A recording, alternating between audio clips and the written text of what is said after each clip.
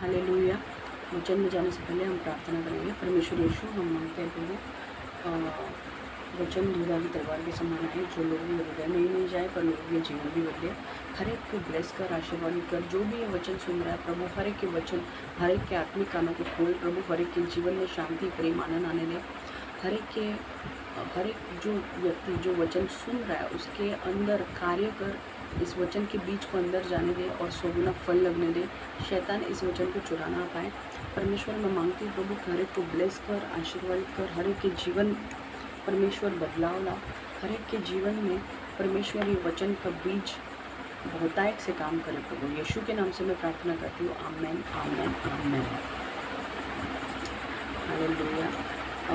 मैं बहुत धीरे आवाज़ से बात कर रही हूँ क्योंकि यहाँ पे लोग सोए हैं, ठीक है। तो अगर आपको ऐसा लग रहा है कि मेरा आवाज़ बहुत कम है तो इसलिए क्योंकि मेरे बाजू में लोग सोए हैं, ठीक है, प्लीज़। ओके। तो लास्ट टाइम हमने जो वचन सुना था उसमें हमने देखा था कि इजरायली लोग जो है वो मिस्र देश से बाहर निकले हैं और उन्होंने इजरायली लोग मिस्र देश से बाहर निकले हैं और अब वो रास्ते पर हैं और जैसे वो जा रहे हैं तो वो कुड़कुड़ कर रहे हैं, ग्रम्बलिंग कर रहे हैं, परमेश्वर के खिलाफ शिकायत कर रहे हैं। और 3 चीज़ों की शिकायत उन्होंने की। पहली शिकायत कि उन्हें पानी नहीं मिल रहा है, उन्हें खाना नहीं मिल रहा है और जो खाना उनको मिल रहा है वो खाने से वो उब चुके हैं, ठीक है। तो जब ये शिकायत वो करने लगे तो उन्होंने वो शिकायत मूसा के विरुद्ध की और परमेश्वर के खिलाफ की। तो ठीक है, अब हम वचन गिनती की पुस्तक 21 नंबर्स 21 7 और 8 पढ़ने वाले हैं। Numbers 21 7 and 8। Therefore the people came to Moses and said, We have sinned, for we have spoken. Okay, हम ओके 5 से पढ़ेंगे। Numbers 21 5 to 8। And the people spoke against God and against Moses. Why have you brought us out of Egypt to die in the wilderness? For there is no food, no water, and our soul loathes this worthless bread. So Lord sent fiery serpents among the people, and they bit the people, and many of the people of Israel died.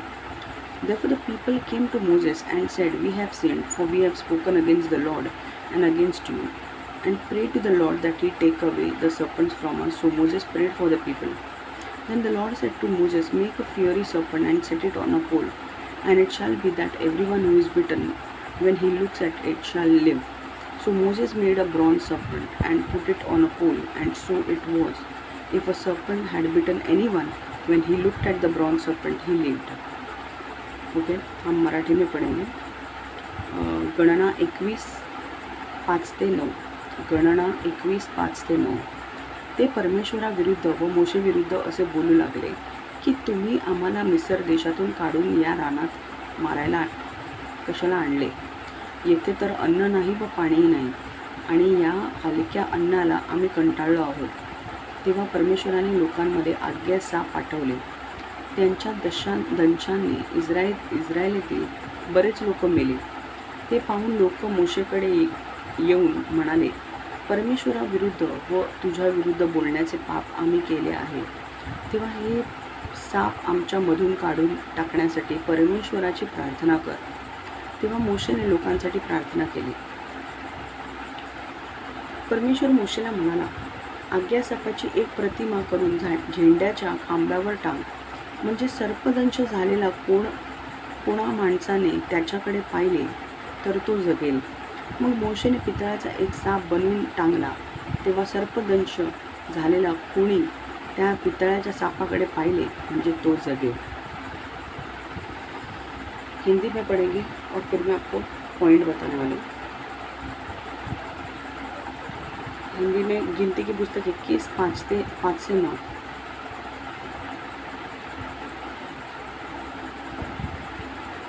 लोगों ने परमेश्वर और मूसा के विरुद्ध बातें की। लोगों ने कहा, तुम हमें मिस्र से बाहर क्यों लाए हो? हम लोग यहाँ मरुभूमि में मर जाएंगे। यहाँ रोटी नहीं मिलती, यहाँ पानी नहीं है और हम लोग इस खराब भोजन से घृणा करते हैं। इसलिए यहोवा ने लोगों के बीच जहरीले सांप भेजे। सांपों ने उन लोगों को डसा और बहुत से लोग मर गए। लोग मूसा के पास आए और उससे कहा, हम जानते हैं कि जब हमने यहोवा और तुम्हारे विरुद्ध शिकायत की तो हमने पाप किया। यहोवा से प्रार्थना करो, उनसे कहो कि इन सांपों को दूर करें। इसलिए मूसा ने लोगों के लिए प्रार्थना की। यहोवा ने मूसा से कहा, एक कंचे का सांप बनाओ और उसे एक ऊंचे डंडे पर रखो। यदि किसी व्यक्ति को सांप काटे तो उस व्यक्ति को डंडे के ऊपर कांसे के सांप को देखना चाहिए, तब वह व्यक्ति मरेगा नहीं। इसलिए मूसा ने यहोवा की आज्ञा मानी और एक कांसे का सांप बनाया तथा उसे एक डंडे के ऊपर रखा। तब जब किसी व्यक्ति को सांप काटता था तो वह डंडे के ऊपर के सांप को देखता था और जीवित रहता था। हालेलुया, आमीन। तो यहाँ पर हो क्या रहा था, देखो, मूसा ने सारे इजरायली लोगों ने 3 चीज़ों की शिकायत परमेश्वर से करना शुरू की। एक तो खाना नहीं मिलता, पानी नहीं मिलता, और जो खाना मिलता है उससे वो उब चुके हैं, क्योंकि वो मन्ना खा रहे थे और मन्ना खा के वो बोर हो चुके थे। तो ये शिकायत उन्होंने किसके बारे में की? मूसा के विरुद्ध की और परमेश्वर के विरुद्ध की। तो यहाँ पे मेरा चौथा पॉइंट ये है कि intercession prayer is important. Intercession prayer is important. मध्यस्थी प्रार्थना महत्त्वाची आहे। मध्यस्थी प्रार्थना महत्त्वाची आहे। मध्यस्थी प्रार्थना महत्वपूर्ण है। मध्यस्थी प्रार्थना महत्वपूर्ण है। ठीक है, देखो अब हुआ क्या, जब इन्होंने इजरायली लोगों ने मूसा के विरुद्ध और परमेश्वर के विरुद्ध बात करना शुरू किया तो वो एक पाप माना गया। ठीक है, परमेश्वर के नज़र में वो पाप था और परमेश्वर ने पाप के परिणाम स्वरूप परमेश्वर ने उनके बीच में सांप को भेजा। जब इजरायली लोग मूसा के विरुद्ध और परमेश्वर के विरुद्ध बात करने लगे तो परमेश्वर को ये बिल्कुल पसंद नहीं आया कि वो परमेश्वर के चुने हुए दास मूसा के विरुद्ध बोल रहे हैं और परमेश्वर के विरुद्ध बोल रहे हैं। और इसलिए परमेश्वर ने क्या किया, उन्हें न्याय देने के लिए उनके बीच में जहरीले सांप भेजे। जब वो जहरीले सांप, देखो वो जंगल में चल रहे थे, जंगल में सांप होते हैं, बट क्योंकि परमेश्वर का तब तक न्याय नहीं आया था वो सांप उनको काट नहीं रहे थे। परमेश्वर उन्हें प्रोटेक्ट कर रहा था जंगल में सांपों से। पर जब उन्होंने परमेश्वर की आज्ञा का उल्लंघन किया, कैसे? परमेश्वर के विरुद्ध बोलकर और मूसा के विरुद्ध बोलकर, तब परमेश्वर ने अपना जो प्रोटेक्शन है, परमेश्वर ने उनके ऊपर न्याय लाया और अपना जो प्रोटेक्शन है वो उनके ऊपर से निकाल दिया। अपना जो परमेश्वर जो उनकी रक्षा कर रहा था वो रक्षा परमेश्वर ने उनके ऊपर से निकाल दी। और वो जो सांप जो पहले थे वो काट नहीं रहे थे, अब वो सांप आ गए और वो डसने लगे उनको। और जैसे वो डसने लगे तो काफ़ी सारे लोगों की मौत हो गई। और जैसे लोगों की मौत हो गई तो इजरायली लोग जान गए कि हमने बहुत बड़ी भूल की है, कि हमने परमेश्वर के खिलाफ़ बात की है, हमने मूसा के खिलाफ़ बात की है। और वो कहाँ आ गए, वो मूसा के पास आए और उससे कहने लगे कि हमारे लिए प्रार्थना कर कि परमेश्वर इन सांपों को निकाले। ठीक है, तो ये वचन कहाँ है मैं बताती हूँ आपको। गिनती की पुस्तक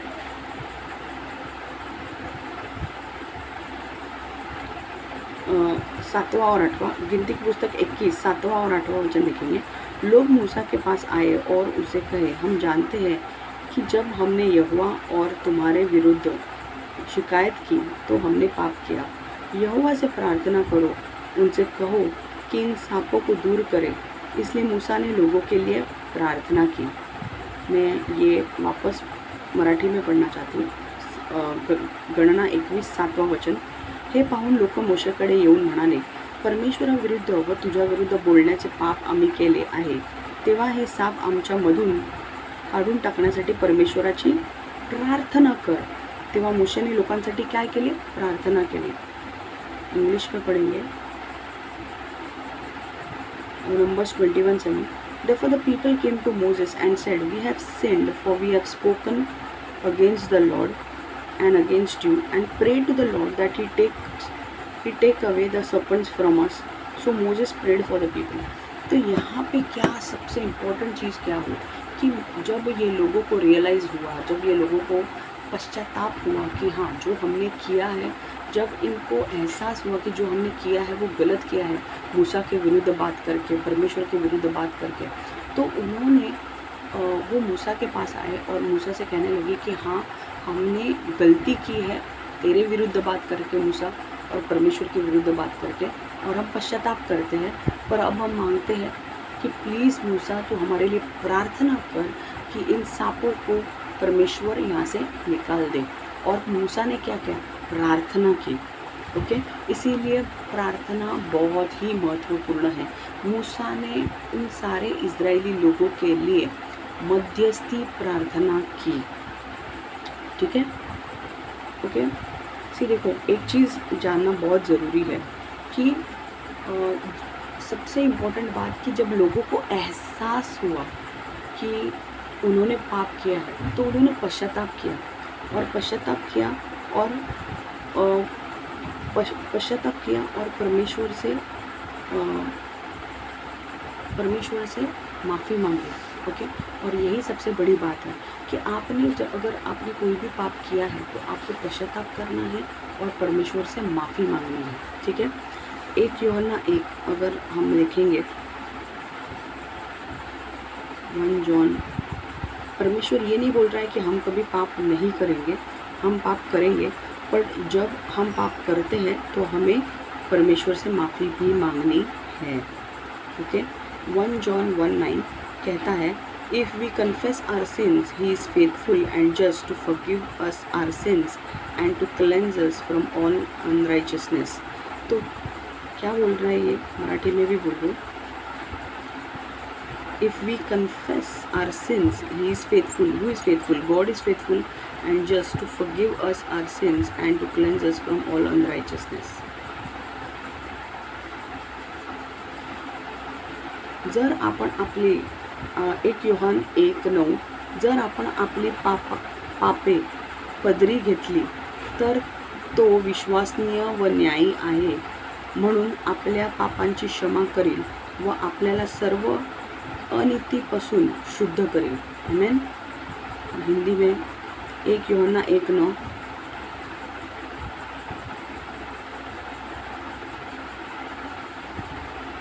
यदि हम अपने पापों को स्वीकार कर लेते हैं तो हमारे पापों को क्षमा करने के लिए परमेश्वर विश्वसनीय है और न्यायपूर्ण है और समुचित है तथा वह सभी पापों से हमें शुद्ध करता है।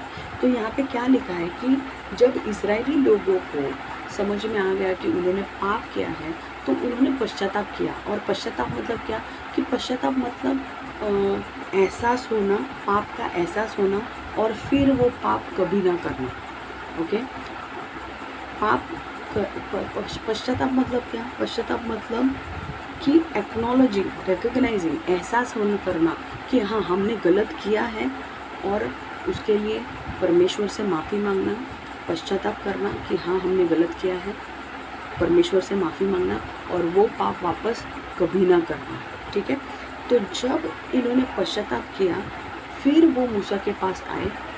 तो आप भी अगर ऐसा कभी भी कोई पाप करते हैं जो परमेश्वर के विरुद्ध है तो आपको एहसास, पवित्र आत्मा एहसास दिलाता है कि ये आपने जो किया है वो सही नहीं है, तो आपको क्या करना है? आपको परमेश्वर के सामने जाना है, कबूल करना है कि आपने पाप किया और फिर पश्चाताप करना है। पश्चाताप करना मतलब वो पाप कबूल करना है परमेश्वर के सामने कि हाँ मैंने वो पाप किया और वापस वो पाप कभी नहीं करना है।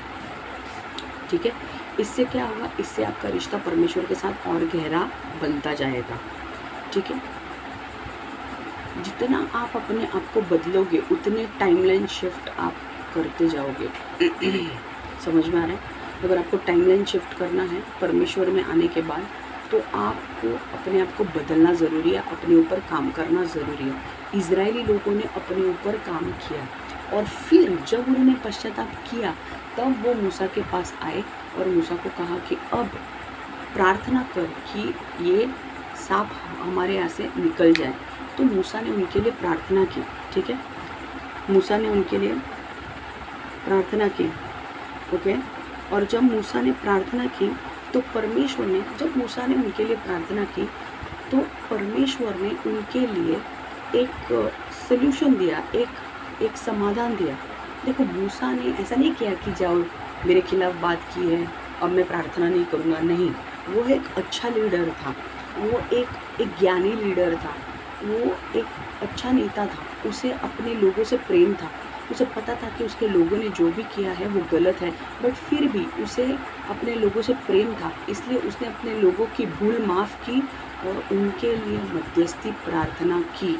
और जैसे मूसा ने मध्यस्थी प्रार्थना की, मध्यस्थी प्रार्थना का उत्तर आ गया। परमेश्वर ने मूसा को कहा कि तू एक डंडा ले, उस डंडे पर कंचे का सांप मतलब पीतल का सांप रख और बड़ा डंडा ले, उसके ऊपर एक कंचे का सांप बना मतलब पीतल का सांप बना और उस डंडे के ऊपर रख। और जो भी लोग उस डंडे के ऊपर उस पीतल के सांप को देखेंगे वो लोग मरेंगे नहीं पर जीवित रहेंगे, ठीक है। तो जो लोगों को सांप डसा था, फटाफट मूसा ने क्या किया, जैसे परमेश्वर ने उसे समाधान दिया, सल्यूशन दिया, मूसा ने फटाफट एक डंडा लिया, कंचे का सांप बनाया और खड़ा किया उसे, और लोगों से कहा कि जिसको भी सांप ने डसा है इस कंचे के सांप को देखो। तो जब लोग उस कंचे के सांप को देखने लगे तो सारे लोग, जिन जिन लोगों को सांप डसा था, जब उन्होंने कंचे के सांप को देखा तो उनके अंदर का पॉइजन निकल गया और वो मरे नहीं, वो जीवित रहे। नॉर्मली अगर देखा जाए तो सांप डसने के बाद आदमी जीवित नहीं रहता है, थोड़ा टाइम, एक 15-20 मिनट वो जीवित रहता है और बाद में वो मर जाता है। बट यहाँ पर देखो परमेश्वर ने क्या चमत्कार किया।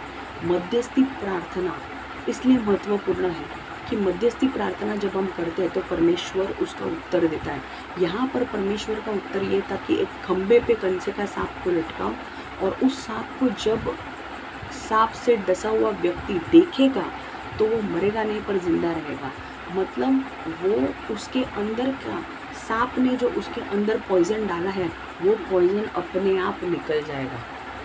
हालेलुया। और ये अपने आप में बड़ा चमत्कार था, आमीन। पर यहाँ पर मुझे आपसे ये कहना है कि मध्यस्थी प्रार्थना बहुत महत्वपूर्ण है। मध्यस्थी प्रार्थना को आपको हल्के से नहीं लेना है। चाहे जब आप यीशु में आओगे या आप यीशु में हो तो आपको आपके फैमिली के साथ मध्यस्थी प्रार्थना करनी है, आपको आपके फैमिली के लिए प्रार्थना करनी है, आपको आपके देश के लिए प्रार्थना करनी है, आपको जगत के लिए प्रार्थना करनी है, आपको ऐसे विषय के लिए प्रार्थना करनी है जो बड़े विषय है, जो जग में काफ़ी अस्थिरता ला रहे हैं। जैसे अभी स्ट्रेट ऑफ हॉर्मुज़ अगर आप देख रहे हो, ईरान और इज़राइल और यूएस की जो वॉर चल रही है, उसके लिए आपको प्रार्थना करनी है। क्यों? क्योंकि उसके वजह से सारे लोगों को किल्लत हो रही है तेल की, गैस की, ओके। लोग कतार में लग रहे हैं, लंबी लंबी लाइनें लग रही है, उनको तेल नहीं मिल रहा है, ऑयल नहीं मिल रहा है। तो ऐसे जो विषय पर हमें प्रार्थना करनी है। क्यों? क्योंकि बाइबल कहता है कि धर्मी व्यक्ति की प्रार्थना प्रबल होती है। A prayer of righteous man is effective. जब एक धर्मी व्यक्ति, जो यीशु में आया हुआ व्यक्ति, जब वो प्रार्थना करता है तब उसकी प्रार्थना परमेश्वर तुरंत सुनता है। तो जब हम प्रार्थना सब मिलके करेंगे तो परमेश्वर उसका उत्तर देगा और तुम्हारे घर में हो या चाहे देश में हो या चाहे जग में हो, स्थिरता आएगी। हालेलुया। तो यहाँ पे मूसा ने क्या किया? प्रार्थना की। और मध्यस्थी प्रार्थना करनी ज़रूरी है, ठीक है। आपको भी जब आप यीशु में आओगे आपको मध्यस्थी प्रार्थना करनी है। हम एक वचन देखेंगे जहाँ पे मध्यस्थी प्रार्थना के बारे में भी परमेश्वर कहता है, 1 Timothy 2:1।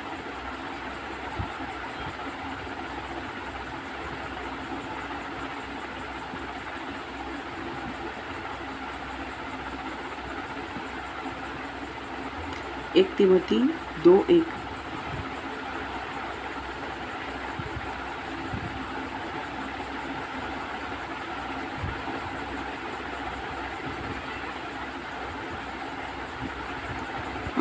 Pray for all men. Therefore I exhort, 1 Timothy 2:1. Therefore I exhort, first of all, that supplication, prayers, intercession, and giving of thanks be made for all men, for kings and all who are in authority, that we may lead a quiet and peaceable life in all godliness and reverence. Hallelujah. इसका मतलब क्या है मैं बता रही हूँ, मराठी में पढ़ने दो। 1 तिमोथी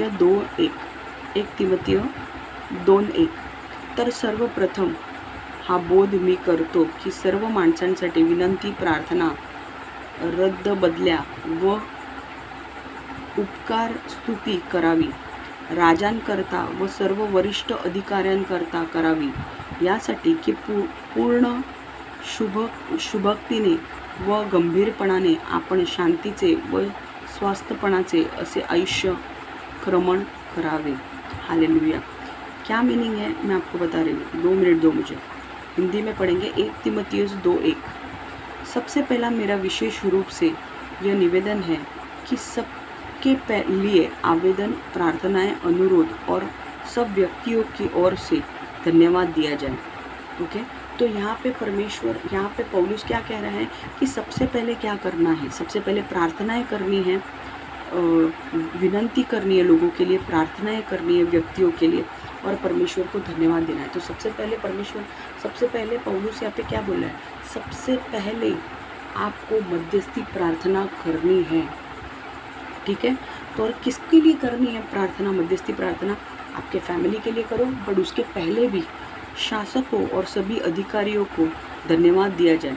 मतलब परमेश्वर को धन्यवाद दो जो चीज़ें चल रही है उसके लिए। और पहला चीज़ जो पौलुस बोल रहा है कि मध्यस्थी प्रार्थना करो। ओके, मध्यस्थी प्रार्थना करो और परमेश्वर को धन्यवाद दो। और मध्यस्थी प्रार्थना किसके लिए करना है? राजाओं के लिए करना है, शासकों के लिए करना है, अधिकारियों के लिए करना है। मतलब इन शॉर्ट परमेश्वर कह रहा है इंटरसेशन प्रेयर करो राजाओं के लिए, गवर्नमेंट के लिए, जो अधिकार में जो लोग हैं उनके लिए प्रार्थना करो, ताकि हम चैन के साथ शांतिपूर्वक संपूर्ण श्रद्धा और परमेश्वर के प्रति सम्मान से पूर्ण जीवन जी सके। हालेलुया।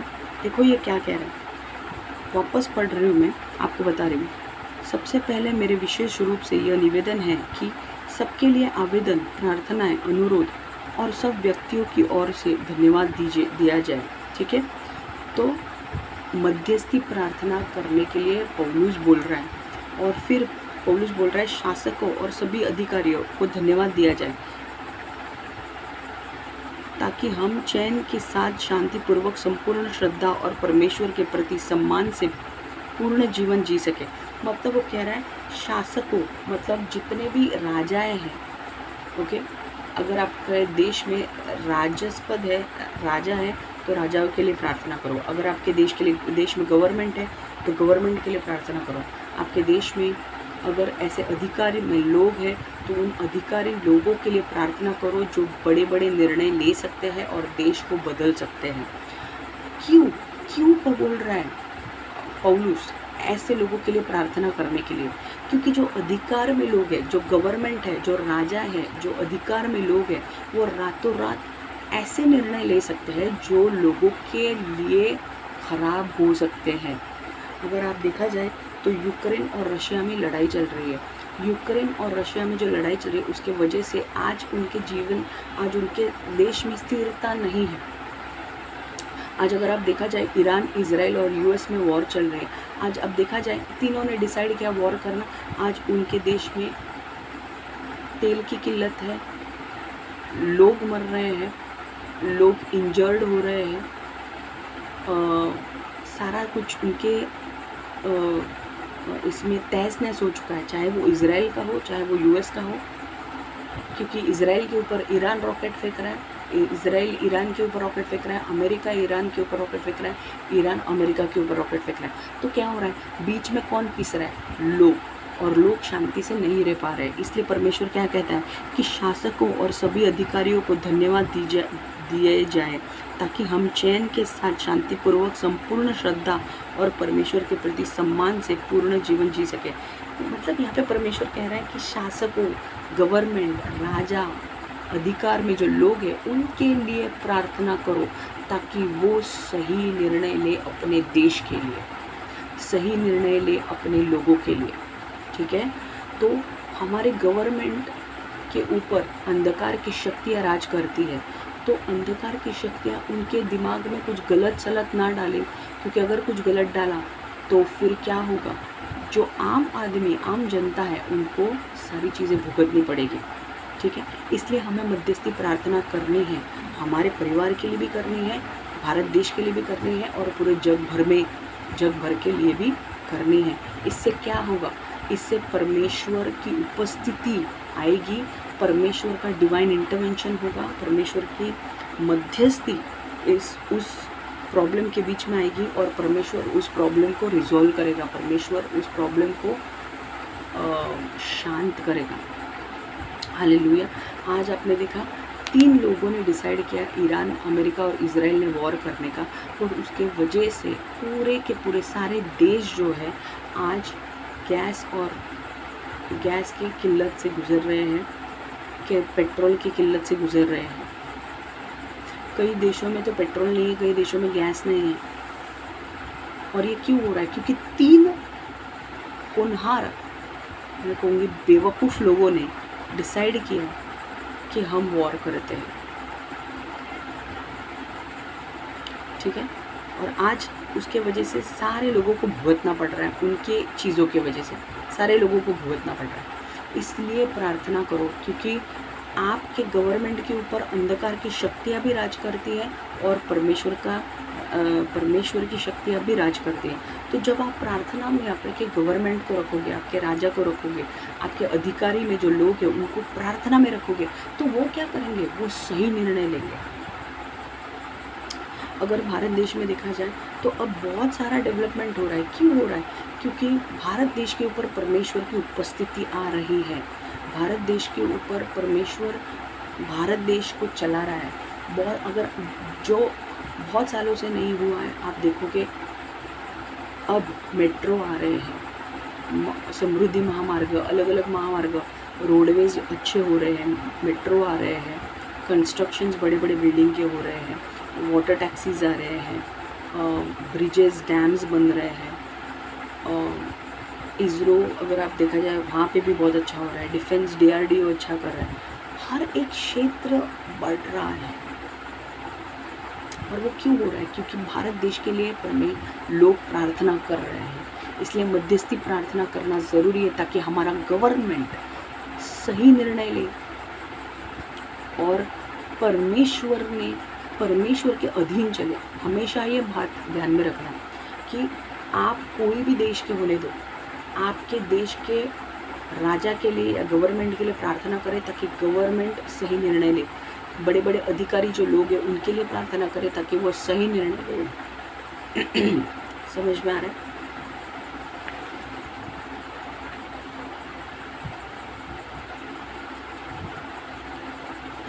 ओके, और एक वचन हम देखेंगे, हिब्रू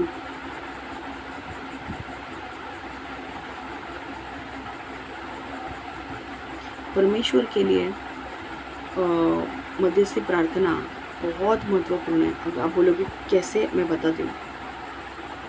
अगर आप लोग राजा, गवर्नमेंट या बड़े बड़े अधिकारी के लिए प्रार्थना करेंगे, तो परमेश्वर उनको बुद्धि ज्ञान देगा कि अपने देश को कैसे चलाना है। और instead of going in war, okay, instead of going for war, okay, झगड़े करने के अलावा या एक दूसरे के साथ लड़ाई करने के अलावा वो लोग क्या करेंगे, वो लोग अपने देश को सुधारने की कोशिश करेंगे। समझ में आ रहा है? तो ये ज्ञान कौन देगा? परमेश्वर देगा। परमेश्वर उनको कहेगा, जब आप घर पे बैठ के, कोई नहीं देख रहा है आपको, और आप मध्यस्थी प्रार्थना करते हो आपके देश के लिए, आपके लोगों के लिए, आपके गवर्नमेंट के लिए, तो गवर्नमेंट के ऊपर स्वर्गदूत आएंगे, और स्वर्गदूत गवर्नमेंट के लोगों के अंदर बातें करेंगे, और उनको कहेंगे कि ये प्रोजेक्ट कर, वो प्रोजेक्ट कर, वो प्रोजेक्ट कर। तो तुम्हारा गवर्नमेंट क्या करेगा?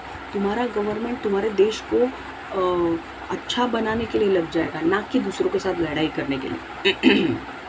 समझ में आ रहा है? बेवकूफ़ लोग होते हैं, वो एक दूसरे के साथ लड़ाई करते हैं। जो ऐसा गवर्नमेंट है जिसको अपने देश को बढ़ाना है, वो लड़ाई में नहीं जाएगा। वो बोलेगा मेरे देश में जो भी गलत, अभी मेरे देश में जो भी कमतरता है, कमी है, मुझे उसको भरना है। हमें सेल्फ रिलायंट होना है, हमें इंडिपेंडेंट होना है, मेक इन इंडिया प्रोडक्ट्स करने हैं हमें। तो हमारा गवर्नमेंट क्या करेगा, जितने भी चीज़ें के ऊपर हम दूसरे लोगों के ऊपर डिपेंड थे, वो डिपेंडेंसी हटाएगा हमारा गवर्नमेंट। क्यों? क्योंकि आप प्रार्थना कर रहे हो आपके देश के लिए, आपके गवर्नमेंट के लिए, आपके अधिकारी लोगों के लिए, आपके राजा के लिए, और वो जब आप प्रार्थना कर रहे हो तो स्वर्गदूत उनको गाइड कर रहे हैं वो चीज़ करने के लिए। उसकी वजह से क्या हो रहा है, सारी चीज़ें कंट्रोल में हैं, इन्फ्लेशन नहीं है, सारी चीज़ें कंट्रोल में है, और आपके लोग भी शांति से रह पा रहे हैं। अगर आप पाकिस्तान में देखो तो पाकिस्तान की धज्जियाँ उड़ चुकी है, लाइट नहीं है उनके पास, लोग वर्क फ्रॉम होम काम कर रहे हैं क्योंकि उनके पास पेट्रोल ऑयल ख़रीद नहीं पा रहे हैं। वो लोग के पास पहले ही उनका बेड़ा गर्क है, उनके पास ऑयल ख़रीदने के पैसे नहीं है, भीख मांग के वो लोग का देश चल रहा है, IMF से लोन लेके देश चल रहा है। क्यों चल रहा है? क्योंकि उन्होंने टेररिज्म को ज़्यादा महत्व दिया है। उन्होंने इस बात की कभी पुष्टि नहीं ली कि नहीं, हमारा देश इतना वीक है, हमारे बच्चों को हमें स्कूल में पढ़ाना चाहिए, और हमें हमारे देश में हमारे एक्सपोर्ट्स बढ़ाने चाहिए, और एक्सपोर्ट्स बढ़ाने के लिए हमें क्या करना चाहिए, कौन सी चीज़ें स्किल टेक्नोलॉजी लाने चाहिए, वो हमें लाने चाहिए और यहाँ पे इम्प्लीमेंट करने चाहिए, उसके ऊपर कभी ध्यान नहीं दिया। उन्होंने सिर्फ यही ध्यान दिया कि हमको टेररिस्ट बनाने हैं। उन्होंने पूरी ज़िंदगी भर टेररिस्ट ही बनाया और टेररिस्ट को भेजा मारने के लिए, और आज उसी के शराब उनके ऊपर आ रहा है। आज उनके पास बिजली नहीं है, खाने की किल्लत, अंडे महंगे हैं, बटाटे महंगे हैं। हमारे यहाँ पे अंडा 6 रुपये, उनके यहाँ पे अंडा आई थिंक 50 रुपये तक, 25 रुपये तक कुछ हो गया है।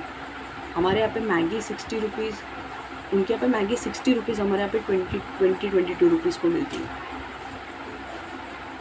उनके यहाँ पे चिकन के भाव 400-500 के ऊपर चले गए हैं, हमारे यहाँ पे चिकन 200 तक मिलता है। उनके यहाँ पे सादा गेहूँ का आटा भी बहुत महंगा हो गया। तो अब देखो ये क्यों हो रहा है, क्योंकि उनके गवर्नमेंट के ऊपर कौन राज कर रहा है, उनके गवर्नमेंट के ऊपर शैतान राज कर रहा है। शैतान उनको गलत तरीके से काम करने के लिए मजबूर कर रहा है। आज उनके पास पैसे नहीं है फिर भी वो अफ़गानिस्तान से लड़ रहे हैं। आज उनके पास पैसे नहीं है फिर भी इजराइल के ऊपर कुछ भी बकवास कर रहे हैं। अगर इजराइल ने डिसाइड किया है उनको फोड़ने का, तो पूरा इस्लामाबाद एक ही दिन में जाएगा। बेवकूफ़ लोग हैं ना, कुछ भी बातें करते हैं। तो आज ये क्यों हो रहा है, क्योंकि उन पाकिस्तान की लीडरशिप के ऊपर कोई पाकिस्तान की लीडरशिप के लिए प्रेयर नहीं कर रहा है, और उनको सलाह कहाँ से मिल रही है, शैतान से मिल रही है, और वो सलाह वो उसके ऊपर अमल कर रहे हैं। वो जाके अफ़गानिस्तान में फ़ाइट कर रहे हैं, अफ़गानिस्तान के ऊपर बॉम्ब डाल रहे हैं, अफ़गानिस्तान के लोगों को मार रहे हैं। हाँ, इंडिया में आके टेररिज्म को बढ़ा रहे हैं, और हम भी उनको फिर हम रिप्लाई देते हैं उनको कि भाई हम चुपचाप सहन करके लेने वाले नहीं। अगर तुमने एक को मारा, हम 100 को मारेंगे। और अभी तो हम सिर्फ टेररिज्म को मार रहे हैं, आगे चल के हम तुम्हारे बड़े बड़े टॉप लीडर्स को ख़त्म करेंगे। और ये मैं ओपनली बोल रही हूँ, अपने औकात में रहो। हम तुम्हारे यहाँ पे कुछ कर नहीं रहे, इसका मतलब ये नहीं है कि हम कमज़ोर हैं। अगर तुम्हारे यहाँ पे न्यूक्लियर पावर है, हमारे यहाँ पे भी न्यूक्लियर पावर है। ठीक है, तो हम एक वचन पढ़ेंगे, इब्रानियों 7:25।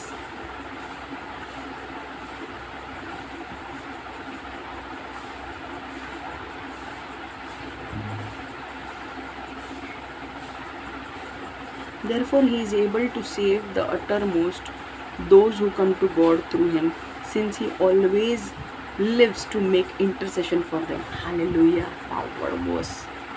Therefore he is able to save. कौन बोल रहा है? Jesus. Therefore he is able to save to uttermost those who come to God through him, since he always lives to make intercession for them. तो परमेश्वर क्या है? यीशु पृथ्वी पर आया, वो मारा गया, गाड़ा गया और तीसरे दिन जी उठा, और वो अब स्वर्ग में है, परमेश्वर के दाहिने हाथ में बैठा है। और दाहिना हाथ दिखाता है कि it's a place of authority. जो दाहिने हाथ पे बैठते हैं it's a place of authority. तो यीशु अथॉरिटी के प्लेस पे बैठा है, बट वो क्या कर रहा है? कुछ नहीं कर रहा है क्या अथॉरिटी के प्लेस पे बैठकर? नहीं, वो हमारे लिए प्रार्थना कर रहा है। जो लोग यीशु में आ रहे हैं, यीशु को अपना रहे हैं, वो स्वर्ग में उनके लिए प्रार्थना कर रहा है कि उनकी जीवन अच्छा हो, उनका जीवन बेहतर हो, पाप से वो मुक्ति पाए, पाप से वो बचे और वो विश्वास में जिए। तो यीशु क्या कर रहा है? हमारे लिए ऊपर बैठकर मध्यस्थी प्रार्थना कर रहा है। तो इतना इम्पोर्टेंट है। यीशु अगर मध्यस्थी प्रार्थना करता है तो हमें भी मध्यस्थी प्रार्थना करना ज़रूरी है। मराठी में बोल रही, इब्री 7:25, यामुळे याच्याद्वारे देवाजवळ जाणाऱ्या पूर्णपणे तारण्यास हा सामर्थ्य आहे, कारण त्यांच्यासाठी मध्यस्थी करण्यास हा सर्वदा जिवंत आहे। हालेलुया। तो यहाँ पे क्या लिखा है कि परमेश्वर यीशु ऊपर बैठ के मध्यस्थी प्रार्थना हमारे लिए करता है। जो लोग आने वाले हैं यीशु में उनके लिए भी करता है, जो आए हैं उनके लिए भी करता है। हिंदी में भी पढ़ेंगे, इब्रानियों 7:25। ताकि ये मैं क्यों बोल रही हूँ? ताकि आपको समझ में आए कि अगर यीशु मध्यस्थी प्रार्थना करता है तो कितना महत्वपूर्ण है कि हम भी मध्यस्थी प्रार्थना एक दूसरे के लिए करें। ओके, आगे चल के आप जब चर्चेस में आओगे तो आपको एक ग्रुप बनाना है। ओके, आप कोई भी ग्रुप में, ओके, आप एक व्यक्ति को लोगे, वो व्यक्ति आपके लिए प्रार्थना करेगा, आप उस व्यक्ति के लिए प्रार्थना करोगे, एंड रोज़ आपको उस व्यक्ति के लिए प्रार्थना करना है ताकि आप उसको कवर्ड रखोगे, वो व्यक्ति आपके लिए कवर्ड रखेगा। हम वैसे भी प्रार्थना रोज़ इंटरसेशन प्रेयर करेंगे, ठीक है, और आपको एक व्यक्ति के लिए चुनना है कि कौन है मेरा व्यक्ति जो मेरे लिए प्रार्थना करेगा, राइट? तो आप उसके लिए करेंगे, वो आपके लिए करेगा, ठीक है। अतः जो उसके द्वारा परमेश्वर तक पहुँचते हैं वह उनको सर्वदा के लिए उद्धार करने में सामर्थ है, क्योंकि वह उनकी मध्यस्थता के लिए ही सदा जीता है। हालेलुया। इब्रानियों 7:25 पढ़ा, क्योंकि वह उनकी मध्यस्थता के लिए ही सदा जीता है। इसका मतलब क्लियर है कि यीशु ऊपर जाके ऐसे बैठा नहीं है, ऊपर जाके परमेश्वर के दाहिने हाथ बैठकर वो प्रार्थना कर रहा है हर एक विश्वासी व्यक्ति के लिए, कि हर एक विश्वासी व्यक्ति को परमेश्वर तू बढ़ा, उसको ज्ञान से भर, उसे अंदर शांति दे, उसको छुटकारा दे, उसके जीवन में चंगाई, छुटकारे, चमत्कार आने दे। हालेलुया। तो अगर आप लोग ऐसे समझ रहे हो कि आपके लिए कोई प्रार्थना नहीं कर रहा है, तो आने वाले दिनों में अगर आप जब यीशु में आ जाओगे, आप ये जान के खुश हो जाओगे कि परमेश्वर यीशु आपके लिए प्रार्थना कर रहा है। तो यहाँ से आपने सीखना क्या है? प्रार्थना, मध्यस्थी प्रार्थना करना इम्पॉर्टेंट है। आपको मध्यस्थी प्रार्थना आपके घर के लिए करना है, आपके देश के लिए करना है, आपके पूरे जग के लिए करना है, ठीक है। आपके भाई बहन जो भी है, आपको ऐसा लगता है कि कोई भी आपको पता है जिसकी हालत बहुत बुरी है, अगर कोई हॉस्पिटल में है उसके लिए प्रार्थना करो। हम लोग जब प्रार्थना पहले करते थे, अभी थोड़े टाइम के लिए बंद किया है, पर अब हम शुरू शायद से करेंगे, देखते हैं कैसे होता है, कैसे लीड करता है मुझे। पर हम हॉस्पिटल में एडमिट किए हुए लोगों के लिए प्रार्थना करते थे, या फिर हम जो हॉस्पिटल में जितने लोग एडमिटेड हैं उनके लिए करते थे प्रार्थना। विधवा लोगों के लिए प्रार्थना करते थे, जिनको बच्चा नहीं हो रहा उनके लिए प्रार्थना करते थे, जिनको जो प्रेग्नेंट है अभी उनके लिए भी प्रार्थना करते थे, जो जिनकी शादी नहीं हुई है उनके लिए प्रार्थना करते थे, जिनके हर एक क्षेत्र के लिए हम प्रार्थना करते थे। हम हर एक व्यक्ति जो खाना भी खाता है उसके लिए भी हम प्रार्थना करते थे, ठीक है। तो हमें ये प्रार्थना करते रहना है। जैसे मूसा ने प्रार्थना की, परमेश्वर ने समाधान लाया, परमेश्वर ने वो कंचे का सांप बनाया, कंचे का सांप बनाने के लिए कहा, और जिसने भी वो कंचे के सांप को देखा वो मरा नहीं, जीवित रहा। वैसे जब आप मध्यस्थी प्रार्थना करेंगे तो परमेश्वर समाधान लाएगा और परमेश्वर बड़े बड़े प्रॉब्लम्स का हल निकालेगा। और आप एक छोटे रूम में बैठे हो, लोगों को पता भी नहीं है कि आप प्रार्थना कर रहे हो, बट आपकी प्रार्थना बड़े बड़े कार्य पूरी दुनिया में करेगी। हालेलुया, आमीन। तो यहीं पे मैं मेरा वचन समाप्त करती हूँ। मध्यस्थी प्रार्थना करना बहुत ही इम्पोर्टेंट है, और आप लोग अगर जो लोग यीशु में हैं मध्यस्थी प्रार्थना करते रहिए, आपके फैमिली के लिए, आपके दोस्तों के लिए, आपके देश के लिए, आपके वर्ल्ड के लिए, आपकी चीज़ों के लिए, क्योंकि मध्यस्थी प्रार्थना से बहुत बड़े बड़े रिजल्ट्स आते हैं। ठीक है, okay. And prayer of righteous man is effective. हमेशा ध्यान रखना, जो लोग यीशु में हैं, जब वो लोग प्रार्थना करते हैं तो परमेश्वर उनकी प्रार्थना को सुनता है, क्योंकि परमेश्वर के बच्चे जब प्रार्थना करते हैं तो परमेश्वर उनकी प्रार्थनाओं को सुनता है और तुरंत उत्तर देता है। तो यहाँ से हमें सीखना क्या है कि हमें मध्यस्थी प्रार्थना करना है, हर एक के लिए, अपने फैमिली के लिए करनी है, देश के लिए करना है और जग के लिए करना है। ठीक है, और मध्यस्थी प्रार्थना आपको,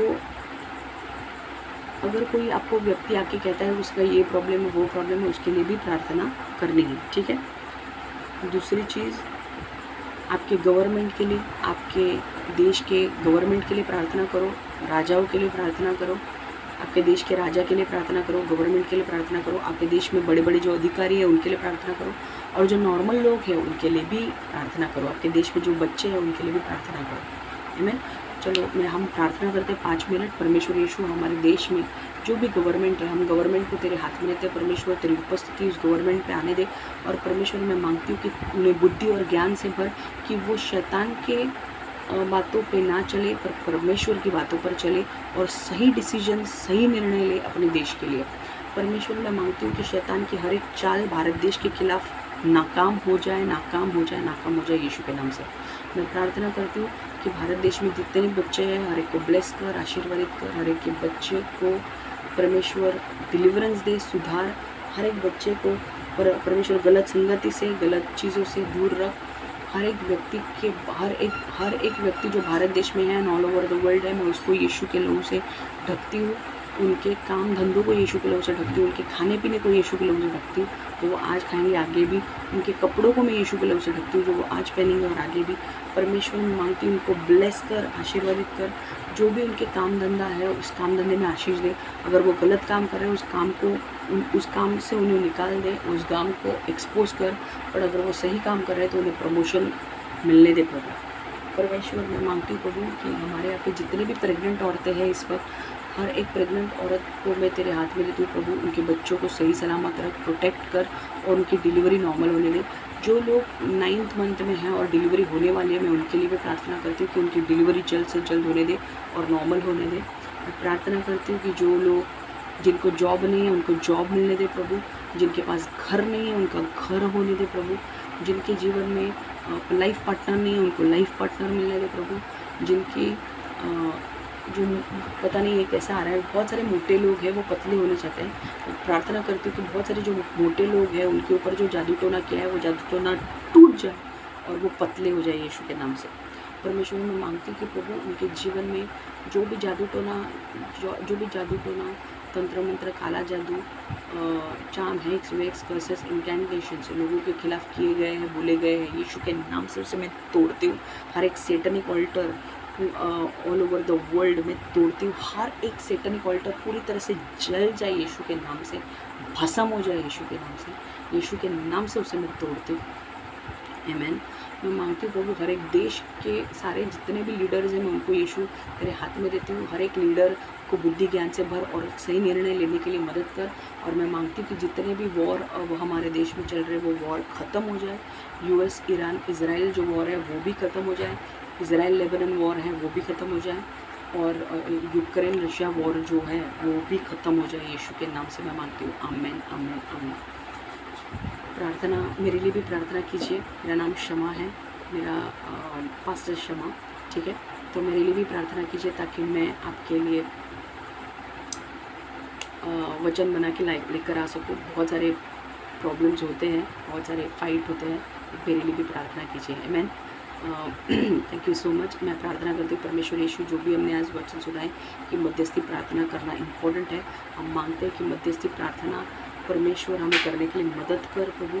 परमेश्वर मैं मांगती हूँ कि हर एक को बुद्धि ज्ञान दे कि परमेश्वर अपने फैमिली के लिए वो मध्यस्थी प्रार्थना करे, भारत देश के लिए करे और ऑल ओवर द वर्ल्ड के लिए करे।